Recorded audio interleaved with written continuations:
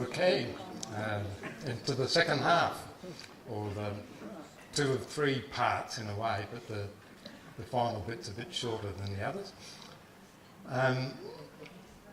We were talking about Barker leaving Raffles Bay and being transferred to King George's Sound, but they couldn't pass up the opportunity to call in at Swan River.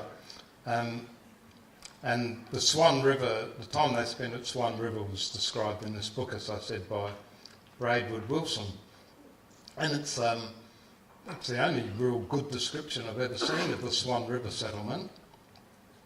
When they got there, there was 2 ships, there were 3 ships that left for Raffles Bay. 2 of them went before the ship that Barker and Braidwood Wilson were on. And by the time they got to Swan River, the others had sailed for King George's Sound. But Wilson and Barker spent a couple of weeks there. And they had to shelter off the coast of Western Australia, because in those days the mouth of the Swan River was blocked by rocks and sand bars, and you couldn't get into the actual river proper.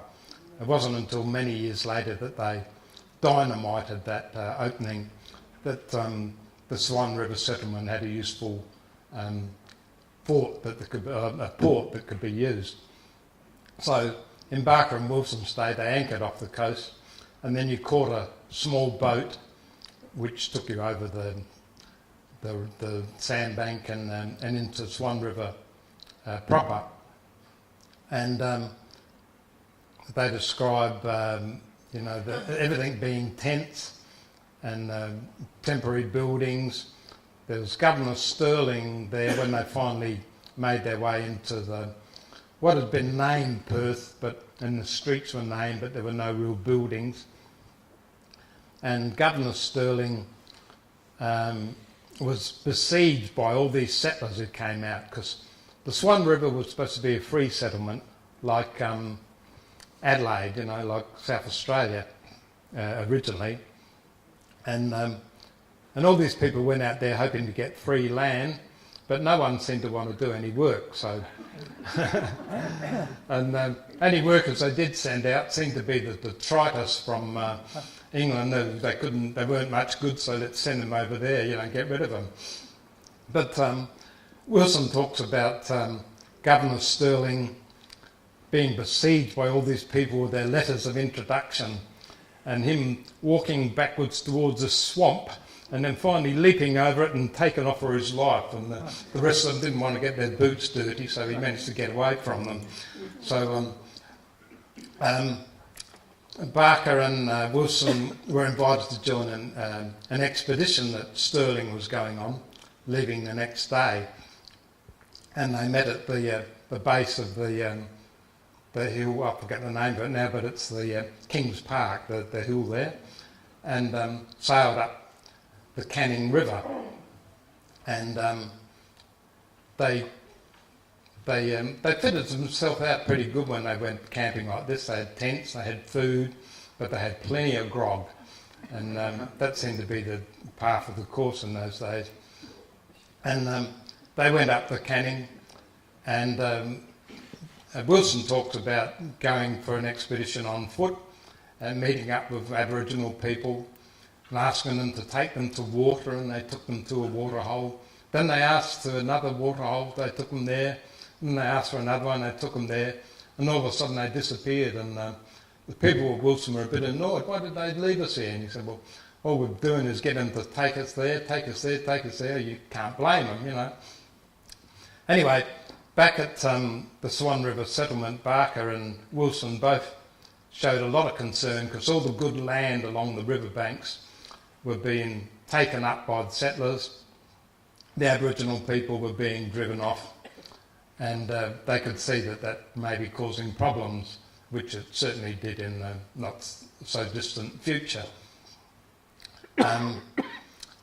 Barker and Wilson did lots of survey. They had their sextants and compasses, and they helped them map a lot of the countryside.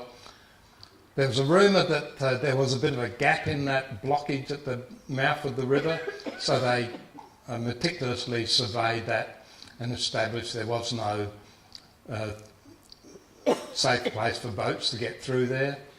And so they never sat around twiddling their thumbs, these two. They were very productive. Then they sailed on to King George's Sound. On the way, Governor Stirling had asked Barker to check out a place where he thought there was a river mouth that some sealers had talked about. And Barker got in a small boat with a small party, and Wilson was a bit worried. He thought the weather looked really threatening, and within a few hours a big storm blew up, and they were really worried that they were never going to see Barker again, and they sailed in as close as they could safely get in, and it was just as well they did, because the small boat just struggled to get back to the Amity and reboard, and it was a bit of a reflection on the adventurous spirit of Barker, but sometimes he pushed it to the limit. It could be perhaps a bit dangerous. And the people manning the small boat he were in were very experienced sealers and whalers, so they were able to get the ship safely, the boat back safely to the ship. Anyway, when they got to King George's Sound, Wilson had about 10 days before the ship that they came down in was going on to Sydney. So rather than just sit around for 10 days, he thought, I'll go out and do some exploring. And there was this man called Ngarrindjerri, and this is a statue of Ngarrindjerri in the main street of Albany in Western Australia. I think it says a lot about his stature in the community that they should, pay homage to him with a statue like this. He was a friend of the previous commandants who were there. He became a very good friend of Barker's. He was a friend of those who followed after that. He had an amazing personality, good English. He mostly lived within the white community while he was there, although he kept his traditional ways up as well. He was a great shot, a great hunter. He was a great guide. And as soon as Wilson got there, he said, well, while you're settling in, I'm waiting for the ship to go on to Sydney. He asked Ngarrindjerri if he would act as a guide. So him and a soldier and a convict or two went out and did some exploring. And they were away for 9 or 10 days. This is the Raffles Bay settlement in its day. You can see the small scattered bit of buildings there. This is the town of Albany nowadays. But, sorry, not Raffles Bay, but the King George's Sound settlement, it was called then, and it was later to become Albany. There's sort of like bookends at each end. There's Mount Melville over to the right-hand side there, and Mount Clarence this end, and Albany nestles in there. There's two really good harbours, and there was, naval vessels called in there, all the explorers, anyone coming and going from England to Sydney or vice versa, or anyone who got into trouble out on the ocean there, called into King George's Sound.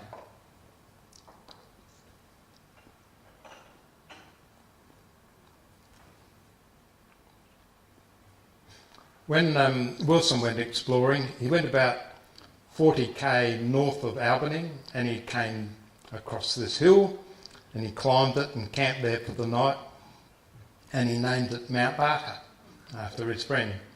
And Mount Barker in Western Australia has a little town at its base, somewhat, not unlike we have here, except ours is getting a bit bigger now, and Mount Barker in Western Australia is still a nice, sleepy little country town. I wish this was too. So Wilson and his party, they were away for about 10 days. They headed to the to the west, they named a whole lot of rivers, the Sleeman, the Denmark and the Hay. They came across this beautiful inlet on the way. He didn't name this, but eventually this was named Wilson's Inlet after Wilson. And that's just south of the town of Denmark in the southwest there, if anyone's familiar with that region. So Wilson and Barker had this wonderful relationship over some months, and he's very sad to say goodbye, and Wilson sailed off back to Sydney. He was quite a well-known figure himself, Wilson. That the town of Braidwood in New South Wales is named after him.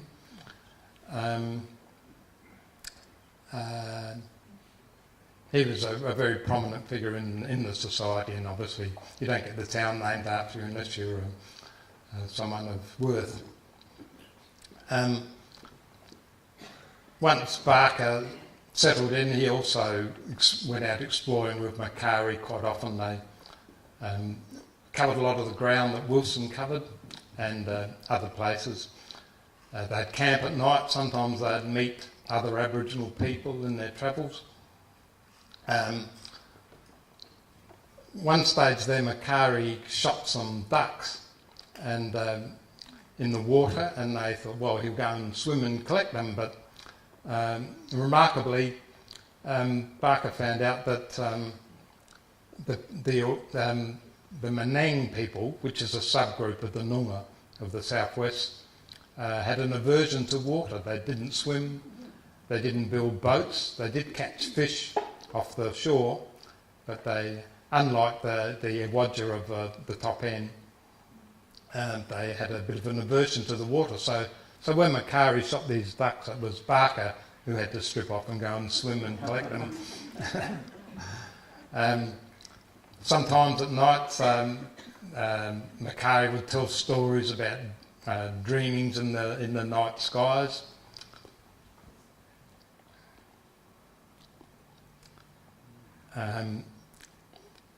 This is a place called Possession Point. There's a bit of a gap between the end of this peninsula here and Mount Clarence there. The boats come in here and go into this harbour called Princess Royal Harbour. There's another harbour over here called Oyster Harbour. When Macquarie and Barker were up on a high hill one day, he started talking about some of his countryside and some of the dreaming stories. And he talked about, so here's that peninsula I was talking about, Possession Point here, Princess Royal Harbour, Oyster Harbour, and there's a little island here called Green Island. And Macquarie told about this story of a man and his wife. He sent his wife out hunting, and she offered him a possum and a kangaroo and various, and he didn't want that. And what about a quoit, this very large snake that she'd come across and killed? Yeah, he wanted that, but she wanted it more, and she cooked it and ate it herself. And he got very angry about it. This is a Dreamtime story, of course. And he broke her leg with a nulla, and she went crawling along this route here, which wasn't a river in those days, and this wasn't a harbour. And she got to Green Island, and she died there. And then sometime later, a Dreamtime dingo was sniffing the air up in the north here, and he followed that track along that river course out to what's now Oyster Harbour. And when he got to Green Island, he dug in the ground there, and all the water came rushing in, and that's how Oyster Harbour was formed, that's how those rivers were formed, and that's how Green Island was formed. And there's Green Island today. 150 years later, when the Noongar were putting in their land claims, that story that Barker wrote down was one of those used to reinforce their land claims. he wrote down lots of other stories as well, but this was a very good story with a start and a story and an ending, and one that came over quite clear to him.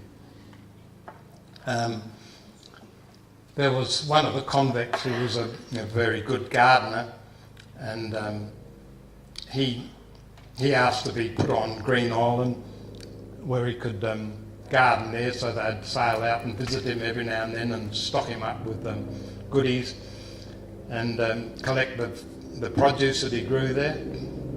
And he'd carry on about, oh, I've been praying for you to come and you came over the horizon. And Barker writes he suspected he put it on a bit because he wanted to get a ticket of leave, so he made himself sound very religious. But anyway, he made good veggies apparently.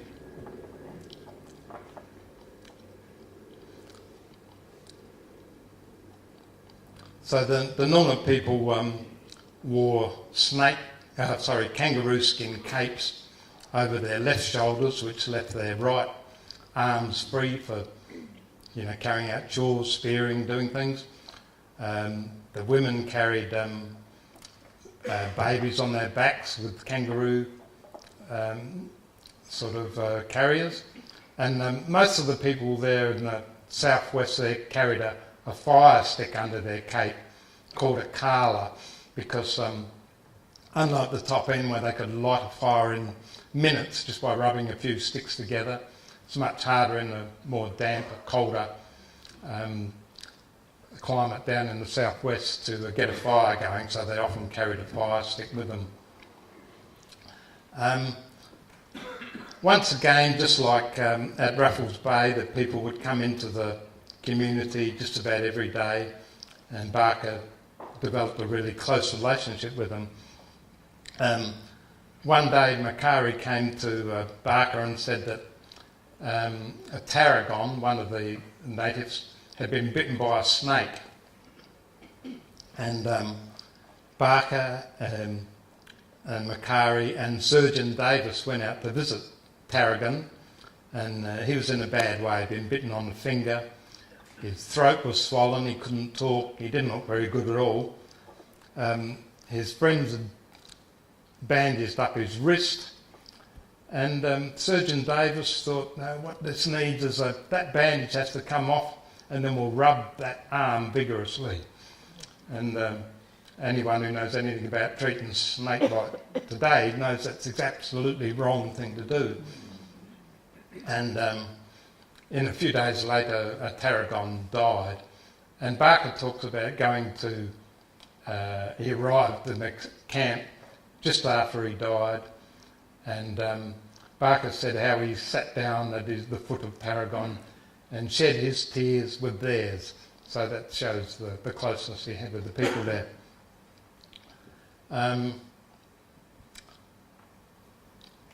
Barker didn't say very much about the burial of Tarragon, but I managed to get hold of a book also while I was in Western Australia called My Dusky Friends, written by a woman who was in a remote station in the 1860s, 1870s, and she talked about some of the funeral rites and what they did when people died. So I've incorporated that into the book that I've written about Barker when I talk about the Aboriginal people and what they did. So there's other sources rather than the book by Mulvaney and Green that I've used.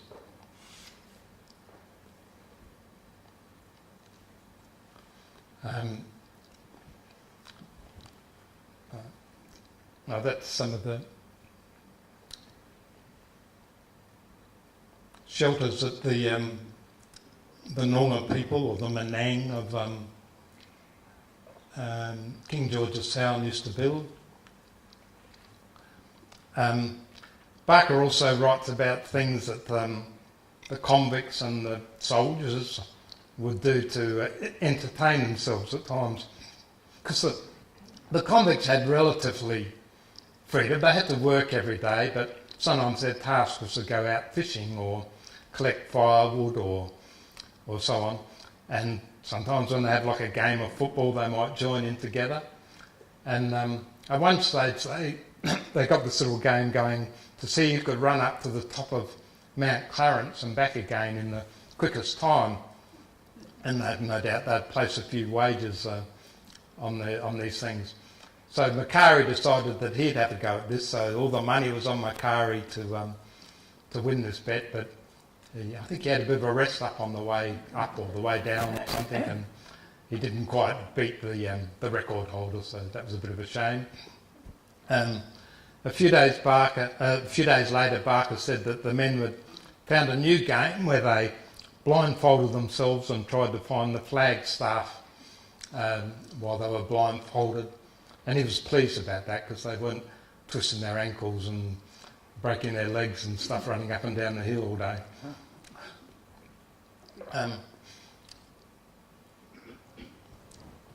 That's the gap that I was talking about between Possession Point.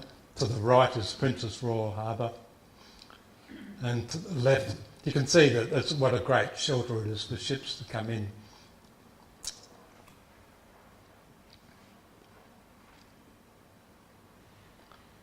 This is Caroline and Lynette, who I met in Albany in 2006 when I was there. They're descendants of Macari's people, and they told a few stories and were very interested in they didn't know that much about Barker, so they were quite interested. Where we were sitting there, and you look down to this beautiful bay here, that's called Barker's Bay on the Vancouver Peninsula. I think the people of Albany know Barker much better than the people of Mount Barker here, because after all, Barker was only here for a couple of weeks, and he was in Albany for over 15 months, I think it was. And so there's lots of books on local history written about it, and Barker is inevitably in that, although none of them quite like the way I've written my book, which is as a novel, if you like.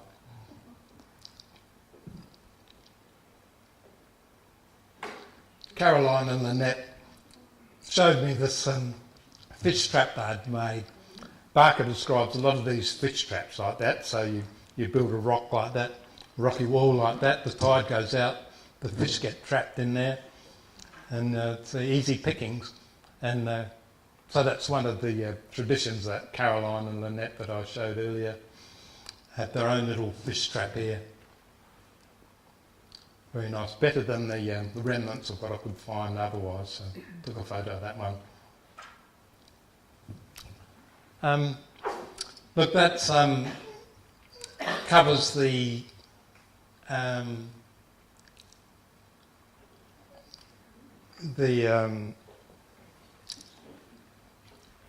King George's Sound part of the thing. When the Swan River people kept coming to King George's Sound, and they started to get a bit jealous. They didn't like the convicts being there because they were going to be a convict-free settlement at Swan River. It was obviously a prime port. They didn't think these New South Welshmen should be over there in their neck of the woods telling them what to do. So they negotiated for the New South Wales Corps to pull out of King George's Sound and to be taken over by the Swan River settlement. This worried Barker quite a lot because no one was laying claims to the land at Albany. They all got on very well together, and he knew that as soon as the Swan River people came, they'd start putting in land claims and there'd be problems.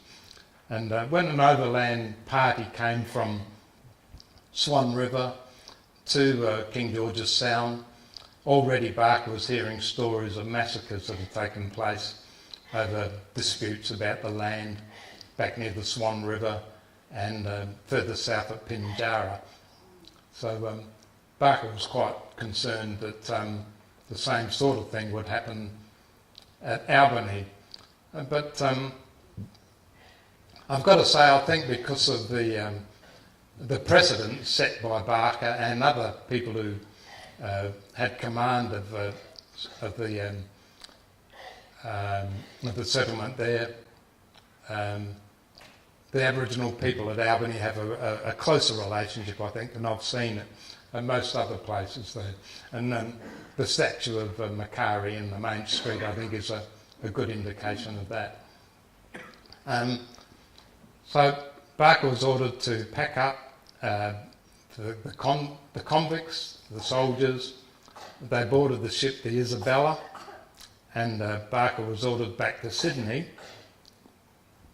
But just a year before, around about the time that Barker had been coming down from Raffles Bay down to King George's Sound, that was around about the time that Charles Sturt had come down the River Murray. And so that was 1829-30 when Sturt came down. And so they asked Barker to check out some more to follow up on Sturt's exploration and to answer a few questions they had about maybe there's another outlet for the river, or why is Sturt marked Mount Lofty in one place and Flinders named it in another place. Look, that's the end of the King George's Sound section, so we've got another song to sing about that, and then we'll get on to the final leg of the journey. Thank you.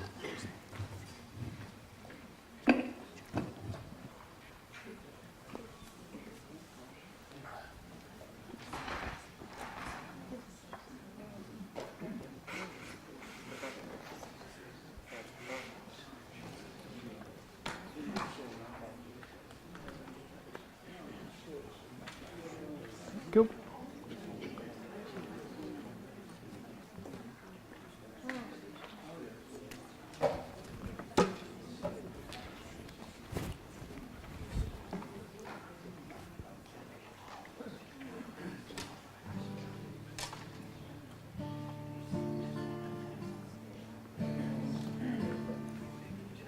This is called King George's Sound.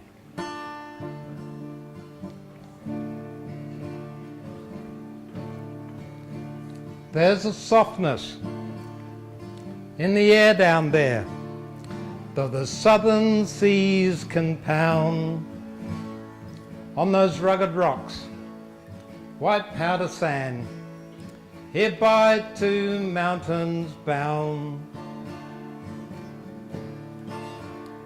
Where the settlement, sleepy and content, they call Albany town. But not so long ago, as the timelines flow, it was called King George's Sound.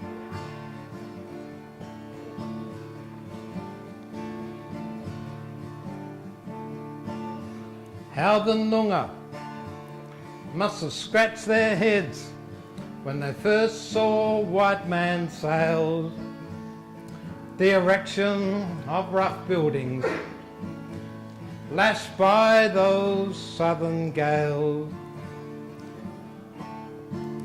Saw the soldiers drill in their tidy lines, saw the convicts beaten bound. And did they think one day they'll just go away from what they call King George's Sound?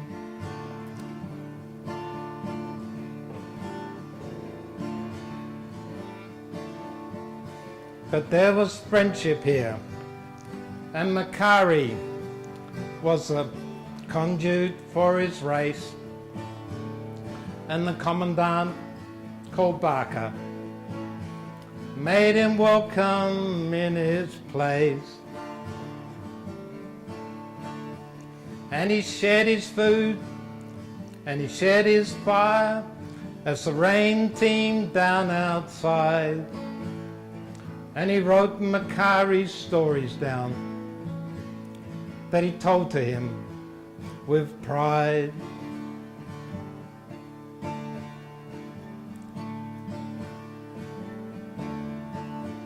And they walked the land together, sometimes for days on end. And they camped at night 'neath starry skies, the unlikeliest of friends. Barker told his friend that the white man would roll in like the tide, and to take good care lest his people there be cast off to one side.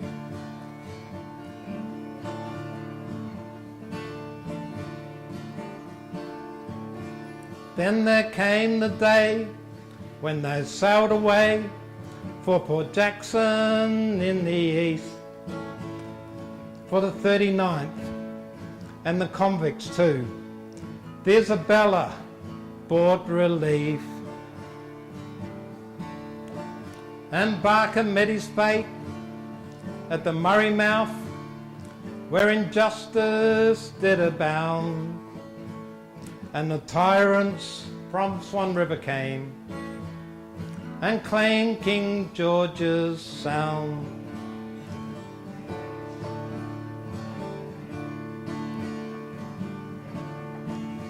But there's something in the air down there that just won't go away. Though they're both long gone, something carries on and lingers to this day. And it's in the sea, and it's in the sand, in the bush which still surrounds. It's a friendship steeped in eternity, born in King George's Sound.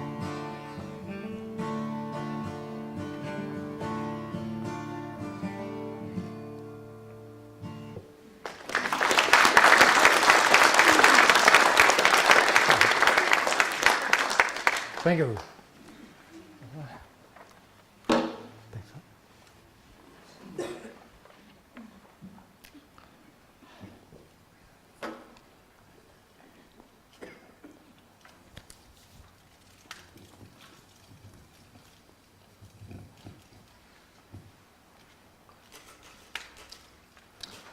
So the Isabella sailed into St. Vincent's Gulf. Barker was supposed to find out if there was another outlet of the Murray into the Gulf or any other places suitable for navigation for ships.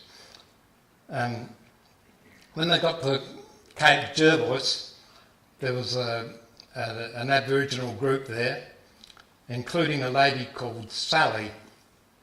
And Sally had visited King George's Sound on a ship with sealers sometime in the past, so they kind of knew Sally, and Sally could speak a bit of English, and so that turned out to be quite useful later on.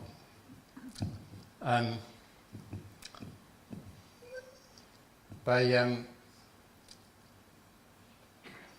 found the mouth of the Ngarrindjerri, anchored there, and Barker led a party up the course of the Ngarrindjerri into the hills, and then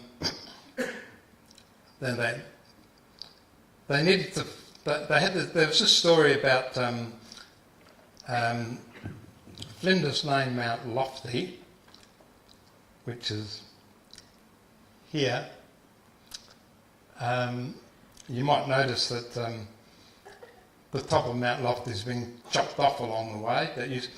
This was the years of Urabella, the Dreamtime ancestor of the Adelaide Hills. These were the two ears, Mount Benifin and Mount Lofty. No one seemed to care that they lopped off the ear of there and put the obelisk and other things up there. But anyway, that was roughly the view that Flinders would have had from his ship, the Investigator, when he named Mount Lofty. But when Sturt sailed into Lake Alexandrina, he saw this mountain and he thought, well, that's on the same alignment, that must be Mount Lofty he was looking at. But he didn't have a working chronometer at the time, so he couldn't calculate his position accurately. So he marked on his map that was Mount Lofty. And of course, when Barker went up into the hills and climbed Mount Lofty and looked towards the southern lakes, he found his view blocked by this mountain, so he realised there was another mountain. Barker never went to Mount Barker. This was as close as he got to it. But while they were on Mount Lofty, they also saw this river inlet, which is the modern day Port Adelaide. So they went back to the ship and went and sailed up to there and investigated the Port River there. And there's Barker's Inlet, I think, still there to this day, named after Barker. So during Barker's expedition, he named the Sturt River, which he found. He found the Port River. He climbed Mount Lofty. He identified that there was another mountain there. They then went and anchored in Yankalilla Bay with the object of walking across the Fleurieu to the Murray mouth. So a party of about 6, and then they walked across the Fleurieu Peninsula. There's no notes of Barker's journey to the mouth, so we don't know if he met up with any Peramangk people during that trip across the Fleurieu, although some oral history of the Peramangk do refer to Barker having seen him exploring the countryside, and no doubt they would have. But whether he had any interaction with them, no one seems to know. They passed Carrickalinga,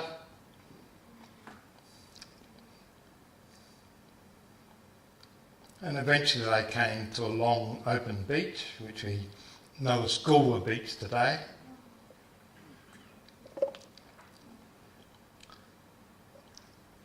And they walked the 9 miles of beach to the Murray mouth.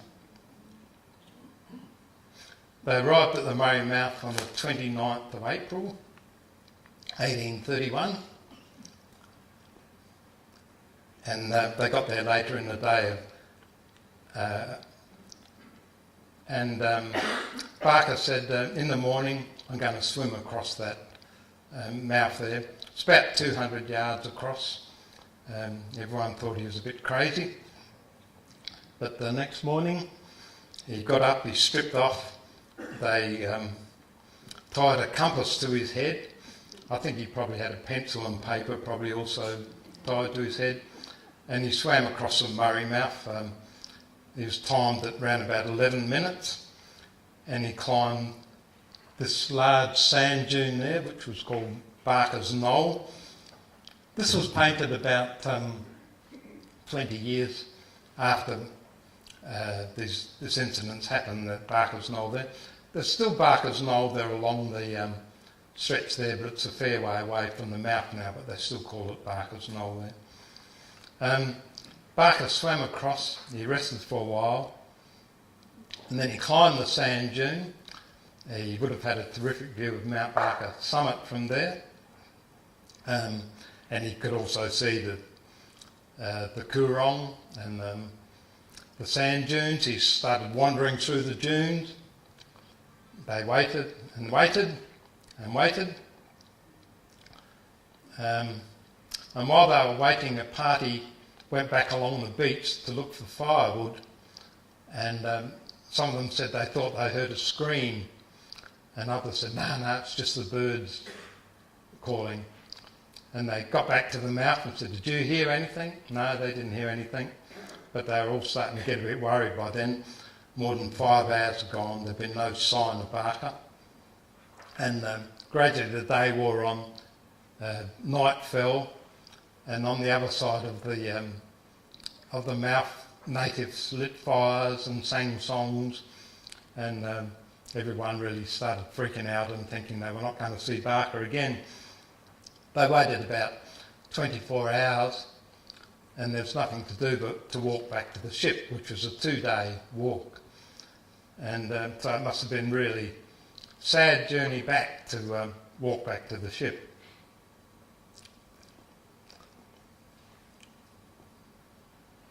That's the direction home. When they got back to the ship, Surgeon Davis, who was now the senior officer in charge, visited Sally at Point Jarvis and asked her if they'd take him across to Kangaroo Island so they could talk with some of the sealers over there and see if they could help find out what had happened to Barker. So she took them across to Kangaroo Island, her and Father Worley.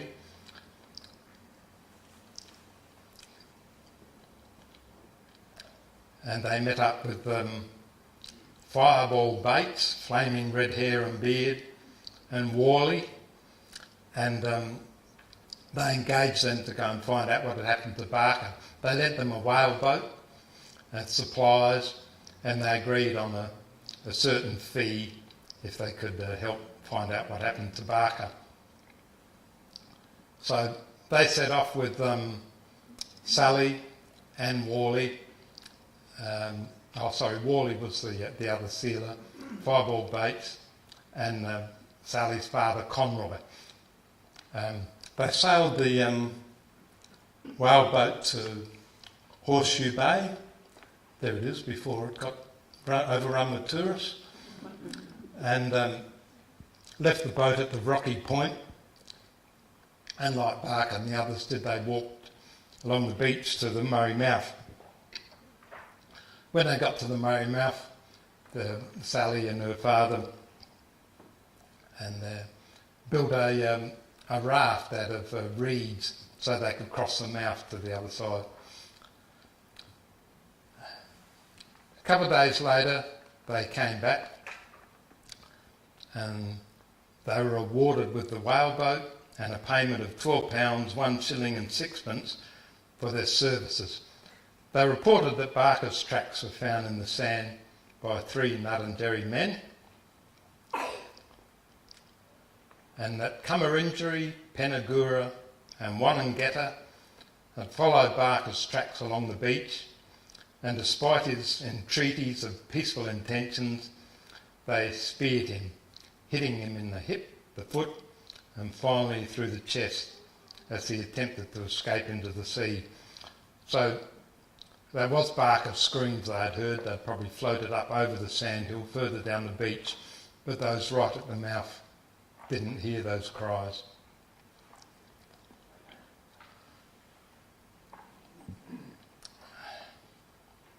And no trace of Barker's body was ever found.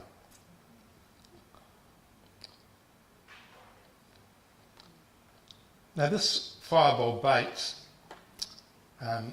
we don't know too much about what was said or what was known at the time, but 50 years later, Fireball Bates gave an interview to the Adelaide Advertiser, and they said, "Oh yes, you were one of the first settlers in South Australia on Kangaroo Island, but you're also involved with finding out what had happened to Barker." And he said, "Oh yeah, me and Worley, we came across this campfire at night, and I put a sheet over my head and came rushing into the firelight, and they ran in all directions, and the 16-year-old girl ran straight into the arms of Worley, so we captured her and gagged her and took her away, and that's how we were able to find out what had happened to Barker. And then we took her back to the island with us." So did the people on the Isabella, when they rewarded Fireball Bates and Worley for finding out what happened to Barker, know that they kidnapped that girl? I can't find any reference to them knowing about it, and it seems like it was only 50 years later that Fireball Bates was prepared to confess that that's how they found out what had happened to Barker. Now,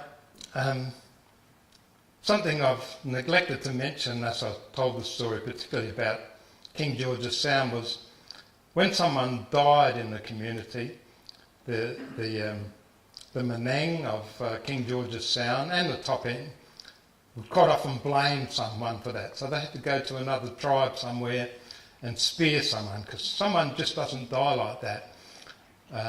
So someone's got to be punished for it.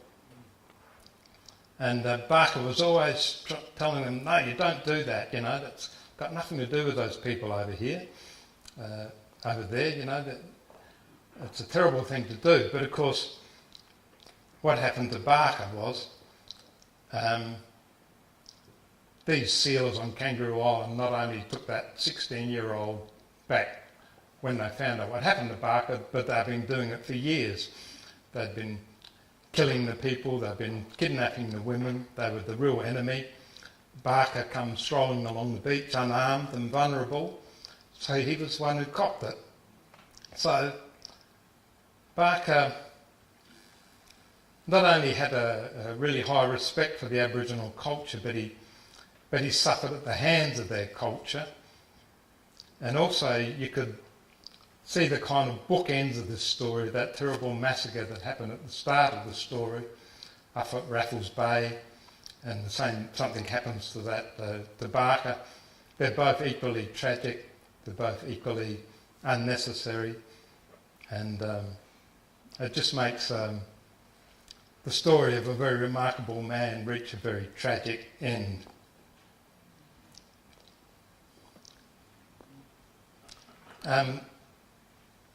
This is an extract from the Adelaide Advertiser that I found down in the South Australian Library. A young girl of 16 bolted straight into Worley's arms, and he at once secured and gagged her. From her they learnt that Captain Barker had been speared by natives. Now they say, and his body hid in the scrub. Well, that's one thing about history, you always get this slightly different version of things.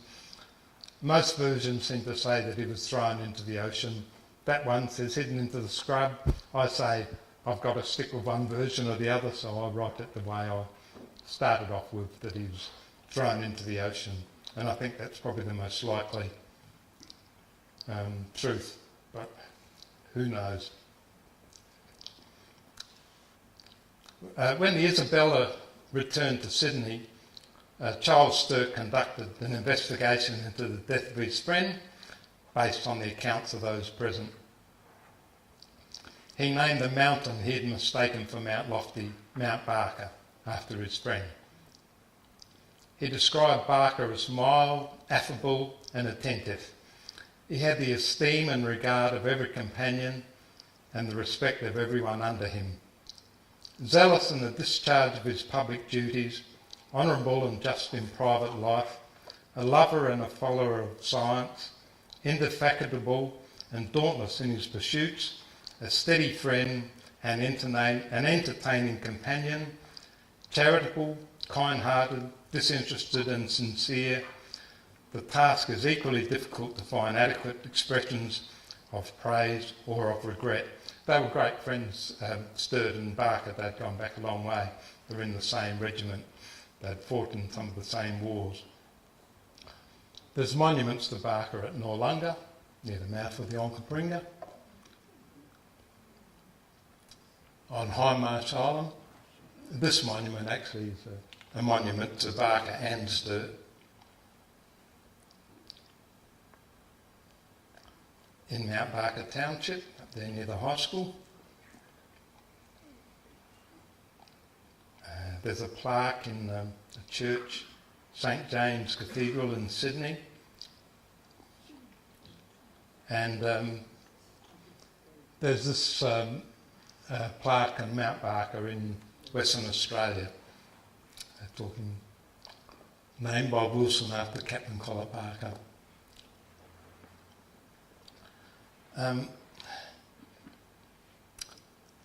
But perhaps the best monument to Barker in South Australia anyway is the summit that bears his name, and which bears deep significance for both black and white. When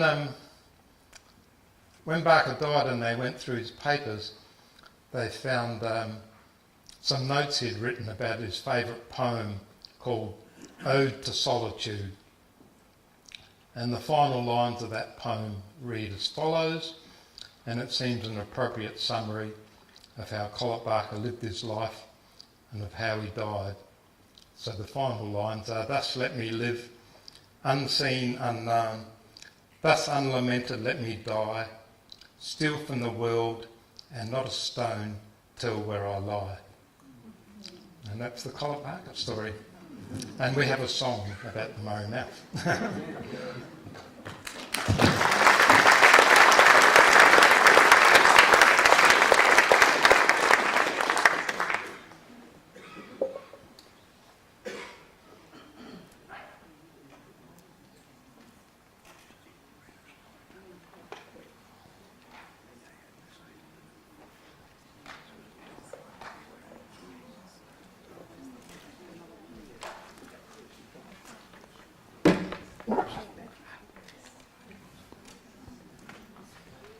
Knocking the microphone around there.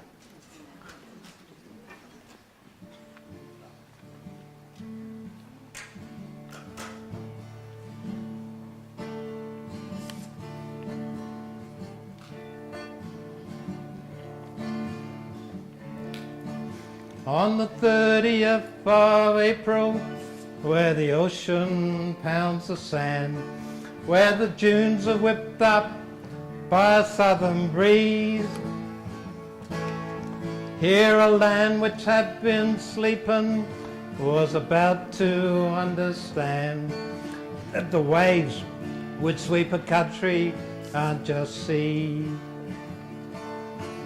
For beyond the line of sight, where the ocean meets the sky, where the curve of terra firma hid the rest,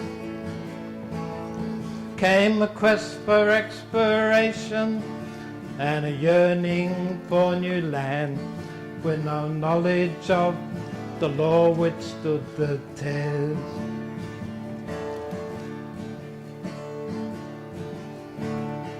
And the wind whips the waves on the Coorong, and the mirages dance in the sky.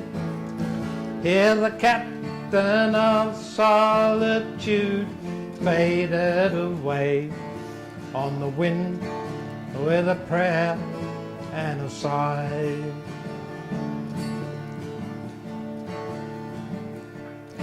Captain Barker, did you wonder as you walked among the dunes of the danger your people would become? Did you feel sharp pains of sorrow as you lay upon the sand, like the Ngarrindjerri sorrow still to come? There's no way you could have known when you swam that river's mouth, or took readings from atop that sandy knoll, that the memory of the people and places you'd seen would be swept away like the cry of a screaming gull.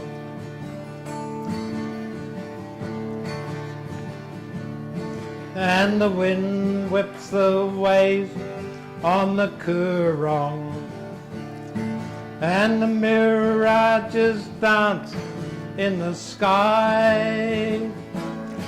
Here the captain of solitude faded away on the wind with a prayer and a sigh.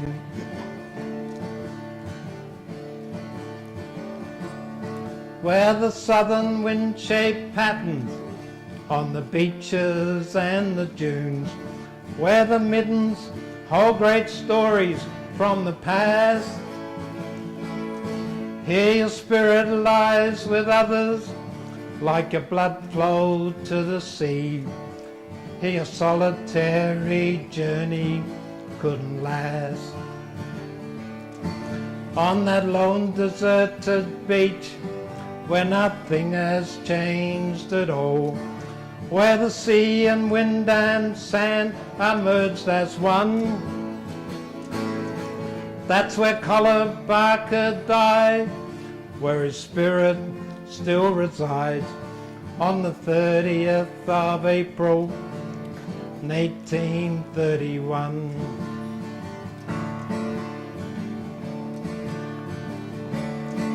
And the wind whips the waves on the Coorong, and the mirages dance in the sky.